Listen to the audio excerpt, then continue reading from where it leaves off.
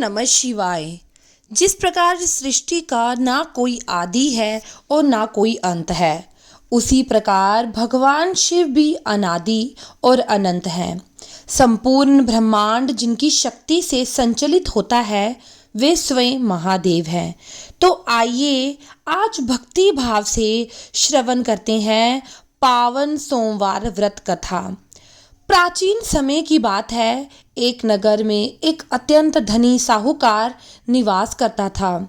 उसके पास अपार धन संपत्ति थी, वैभव और सुख सुविधाएं थी, लेकिन उसके जीवन में सबसे बड़ा दुख एक ही था कि उसकी कोई संतान नहीं थी। पुत्र प्राप्ति की इच्छा में वह हर दिन रात चिंतित रहता। वह भगवान शिव का परम भक्त था। प्रत्येक सोमवार को वे श्रद्धा और भक्ति के साथ व्रत रखता और शिवलिंग का पूजन करता और संध्या के समय शिव मंदिर जाकर भगवान शिव जी के समक्ष घी का दीपक जलाया करता। उस साहूकार की सच्ची भक्ति और अटूट श्रद्धा को देखकर एक दिन माता पार्वती ने भगवान शिव से कहा कि हे प्रभु, ये साहूकार आपका अत्यंत भक्त है। ये पूरी श्रद्धा से आपका व्रत और पूजन करता है। इसकी मनोकामनाएं अवश्य पूर्ण करनी चाहिए। तो भगवान शिव बोले, हे पार्वती, ये संसार कर्म भूमि है। मनुष्य जैसा कर्म करता है वैसा ही फल प्राप्त करता है। जो जैसा किसान खेत में बीज बोता है वही फसल काटता है, उसी प्रकार मनुष्य अपने कर्मों के अनुसार सुख और दुख भोगता है। तो माता पार्वती ने विनम्रता से कहा, हे महादेव, आप अपने भक्तों पर सदैव कृपा करते हैं। ये साहूकार आपकी भक्ति में सदा लीन रहता है और पुत्र ना होने के कारण अत्यंत दुखी है। यदि आप इसकी पीड़ा दूर नहीं करेंगे तो भक्तों का विश्वास कैसे बना रहेगा आप पर। तो माता पार्वती के बार बार आग्रह करने पर भगवान शिव ने कहा, हे पार्वती, इसके भाग में पुत्र सुख नहीं है, फिर भी इसकी भक्ति से प्रसन्न होकर मैं इसे पुत्र प्राप्ति का वरदान देता हूँ। लेकिन ये पुत्र केवल 12 वर्ष तक जीवित रहेगा, इसके आगे मैं कुछ नहीं कर सकता। ये सारी बातें वहीं साहूकार सुन रहा था। उसे पुत्र प्राप्ति का सुख तो हुआ, लेकिन पुत्र की अल्प आयु का दुख भी मन में बैठ गया। फिर भी उसने अपनी भक्ति और व्रत को पहले की तरह जारी रखा। कुछ देर बाद साहूकार की पत्नी गर्भवती हुई और 10वें महीने उसने एक सुंदर पुत्र को जन्म दिया। पूरे घर में आनंद और उत्सव का वातावरण छा गया। लेकिन साहूकार अपने पुत्र की 12 वर्ष की आयु का रहस्य जानता था, इसलिए उसने अत्यधिक प्रसन्नता प्रकट नहीं की और ना ही ये बात किसी को बताई। धीरे धीरे समय बीतता गया और बालक अब 11 वर्ष का हो गया। तब उसकी माता ने साहूकार से कहा कि हमारे पुत्र का विवाह कर देना चाहिए। लेकिन साहूकार बोला, अभी इसका विवाह नहीं होगा, पहले मैं इसे काशी जी पढ़ने भेजूंगा, जहां तक ये विद्या प्राप्त करेगा। इसके बाद साहूकार ने अपने साले अर्थात बालक के मामा को बुलाकर बहुत सारा धन दिया और उसे कहा कि तुम मेरे पुत्र को काशी लेकर जाओ। मार्ग में जहां भी ठहरो वहां यज्ञ कराना, ब्राह्मणों को भोजन करवाना। और यात्रा करते करते एक दिन वे एक नगर में पहुंच गए जहां राजा की कन्या का विवाह होने वाला था। जिस राजकुमार की बारात आई वे एक आंख से काना था। उसके माता पिता को डर था कि यदि कन्या पक्ष ने ये बात देख ली तो विवाह में बाधा आ सकती है। तभी उसकी नजर साहूकार के उस सुंदर पुत्र पर पड़ी। उन्होंने सोचा कि क्यों ना कुछ समय के लिए इसी युवक को दूल्हा बनाकर प्रस्तुत कर दिया जाए। तो राजा ने उस युवक और उसके मामा से विनती की और बदले में बहुत सारा धन देने का वचन किया और मामा भांजा उसकी बात मान गए। तब युवक को दूल्हे के वस्त्र पहनाए गए, घोड़ी पर बैठाकर विवाह मंडप तक ले जाया गया। द्वार चार की सभी रस्में खुशी खुशी संपन्न की गई। इसके बाद वर पक्ष ने सोचा कि क्यों ना विवाह की सारी रस्में भी इसी युवक से पूरी करा ली जाए।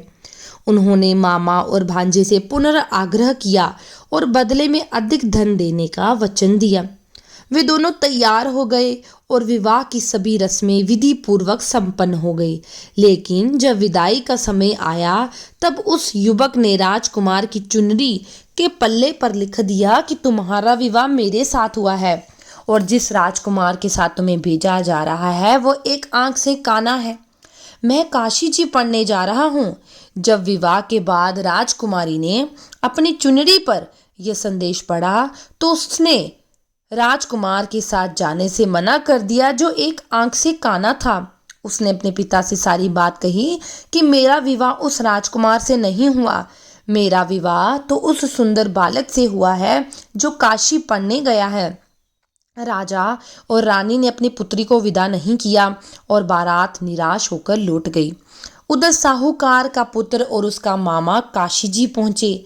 वहां उन्होंने यज्ञ कराना जारी रखा और बालक विद्या अध्ययन करने में लग गया।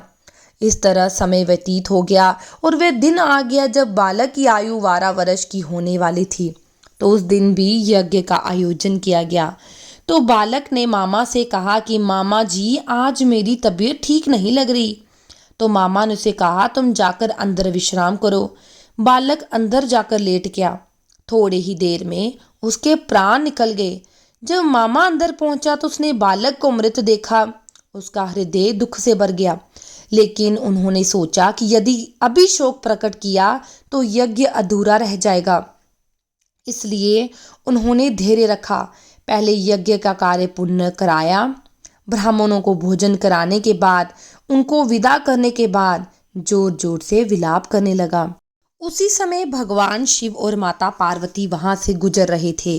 तो माता पार्वती ने रोने की आवाज सुनकर कहा कि प्रभु कोई अत्यंत दुखी प्रतीत होता है, कृपया उसके दुख को दूर कीजिए। जब भगवान शिव और माता पार्वती वहां पहुंचे तो उन्होंने देखा कि वही साहूकार का पुत्र मरा पड़ा है। तो माता पार्वती बोली, हे महादेव, ये वही बालक है जिसे आपने वरदान स्वरूप पुत्र रूप में दिया था। इसके माता पिता इस दुख को सहन नहीं कर पाएंगे, कृपया इसे जीवन दान दीजिए। तो माता पार्वती के बार बार आग्रह करने पर भगवान शिव ने उस बालक को पुनर्जीवन दान दिया। शिव कृपा से वह बालक जीवित हो उठा। इसके बाद भगवान शिव और माता पार्वती कैलाश की ओर प्रस्थान कर गए और बालक और मामा पुनर्यात्रा करते हुए अपने नगर की तरफ चल पड़े। मार्ग में उसी नगर में पहुंचे जहां राजकुमारी का विवाह हुआ था। वहां पहुंचकर उन्होंने फिर से यज्ञ करवाया। तो राजकुमारी के पिता ने उस युवक को पहचान लिया और बड़े आदर सत्कार के साथ उसे महल ले गए। उन्होंने अपनी पुत्री को अनेक दास दासियों धन संपत्ति सहित विदा किया और अत्यंत सम्मान के साथ अपने जमाई को रवाना किया। जब वे अपने नगर के निकट पहुंचे तब मामा ने कहा कि मैं पहले जाकर तुम्हारे माता पिता को समाचार दे देता हूँ। तो उधर साहूकार और उसकी पत्नी अपने घर की छत पर बैठे थे। उन्होंने प्रण किया था कि यदि उनका पुत्र सकुशल लौट आए तो वे प्राण नहीं त्यागेंगे। यदि उनके पुत्र को कुछ भी हुआ तो वो प्राण त्याग देंगे और इसी छत से नीचे कूदकर अपनी जान दे देंगे। तभी मामा वहां पहुंचा और बोला कि आपका पुत्र सकुशल लौट आया है। पहले उन्हें विश्वास नहीं हुआ, लेकिन जब मामा ने शपथ ली और सारी बात बताई वे बड़े प्रसन्न हुए। कुछ देर बाद उनका पुत्र अपनी पत्नी का अपार धन संपत्ति के साथ घर पहुंचा और साहूकार उसकी पत्नी उनका आनंद पूर्वक अपने पुत्र और बहू का स्वागत किया और पूरे नगर में खुशी से झूम उठे वे सारे। हे भक्तजन, जो मनुष्य श्रद्धा और विश्वास के साथ सोमवार का व्रत करता है, इस पवित्र कथा को सुनता है या पढ़ता है, भगवान शिव उसकी सभी मनोकामनाएं पूर्ण करते हैं, उसके जीवन के सभी दुख दूर करते हैं। उम्मीद करती हूँ आपको सोमवार की ये कथा अवश्य पसंद आई होगी। यदि आपको ये कथा अच्छी लगी तो कमेंट सेक्शन में ओम नमः शिवाय अवश्य लिखें। हर हर महादेव। धन्यवाद।